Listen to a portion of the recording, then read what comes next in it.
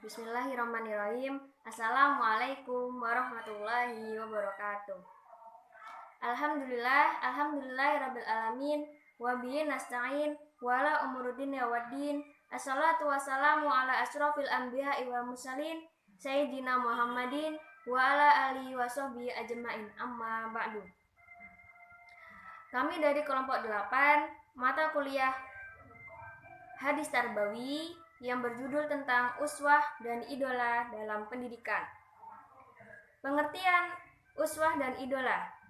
Nah, keteladanan ini sendiri merupakan suatu metode pendidikan Islam yang sangat efektif yang sering digunakan oleh seorang guru dalam proses pendidikan. Di dalam Al-Quran, keteladanan ini beristilah dengan uswah, yang di belakangnya terdapat sifat, yaitu hasanah, yang artinya baik. Maka kata uswatun hasanatun yaitu yang berarti keteladanan yang baik. Dan di dalam Al-Quran pula kata uswah diulang sebanyak 3 kali. Nah, kemudian pengertian idola. Idola ini sendiri merupakan seorang yang dihormati, seorang yang dikagumi, seorang yang diteladani. Misalnya, anak merupakan makhluk yang senang meniru. Kemudian orang tuanya adalah figur dan idolanya. Maka kita sebagai orang tua harus berperilaku baik agar anak kita meniru dengan baik pula.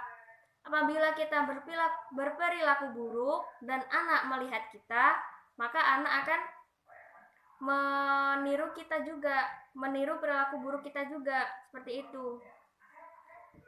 Kemudian terdapat Quran Surat Al-Ahzab ayat 21 tentang uswatun hasanah yang berbunyi, Bismillahirrahmanirrahim. Laqad kana lakum fi Rasulillahi uswatun hasanatul liman kana yarjullah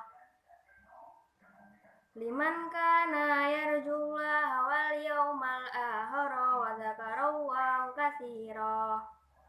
Yang artinya, sesungguhnya telah ada pada diri Rasulullah yaitu suri teladan bagimu, bagi orang yang mengharapkan rahmat dan kedatangan hari kiamat dan menyebut nama Allah. Seperti itu. Jadi kita sebagai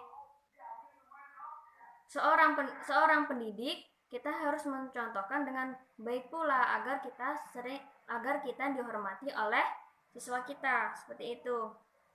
Adapun metode keteladanan uswatun hasanah dalam perspektif pendidikan Islam.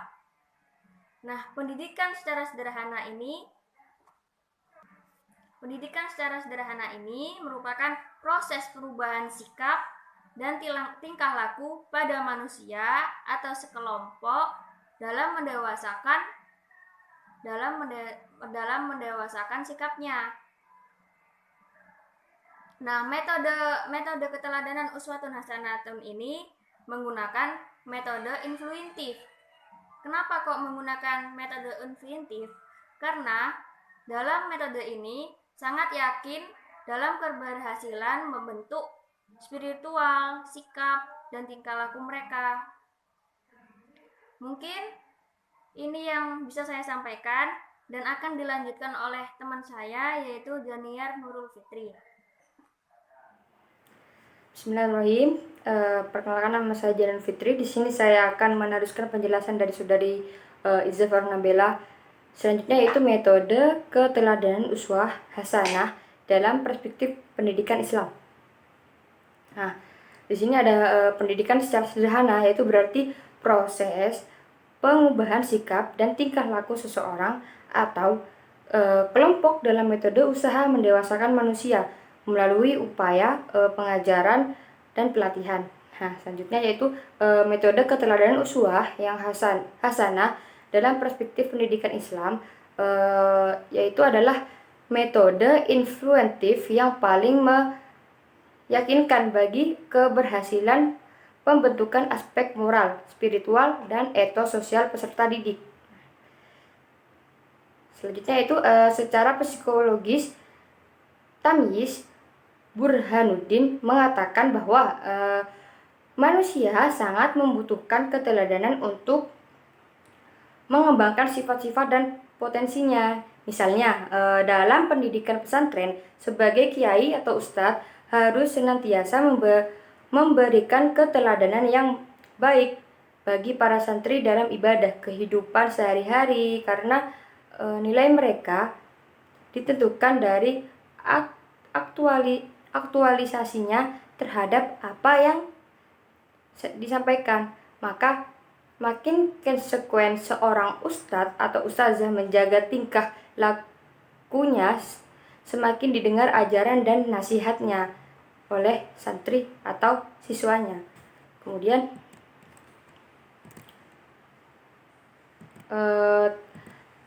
tipe pendidikan dengan keteladanan. Yang pertama yaitu pengaruh langsung yang tak disengaja, misalnya keilmuan dan kepemimpinan. Yang kedua yaitu pengaruh yang disengaja, misalnya guru yang mengajarkan muridnya seperti memberi contoh membaca yang baik. Selanjutnya yaitu jenis-jenis pendidikan keteladanan dalam pendidikan Islam. Yang pertama, qudwah al-ibadah. Yang kedua, qudwah zuhud. Yang ketiga, qudwah tawaddu. Yang keempat, qudwah al-karimah. Yang kelima, ya qudwah syaja'ah. Yang keenam, qudwah al-quwah al-jasadiyah.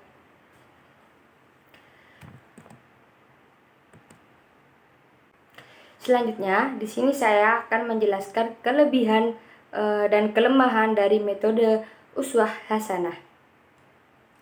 Kelebihannya yaitu yang pertama, akan memudahkan peserta didik dalam menerapkan ilmu yang dipelajarinya di sekolah. Yang kedua, akan memudahkan peserta didik dalam mengevaluasi hasil belajar. Yang ketiga, agar tujuan pendidikan lebih terarah dan tercapai dengan baik.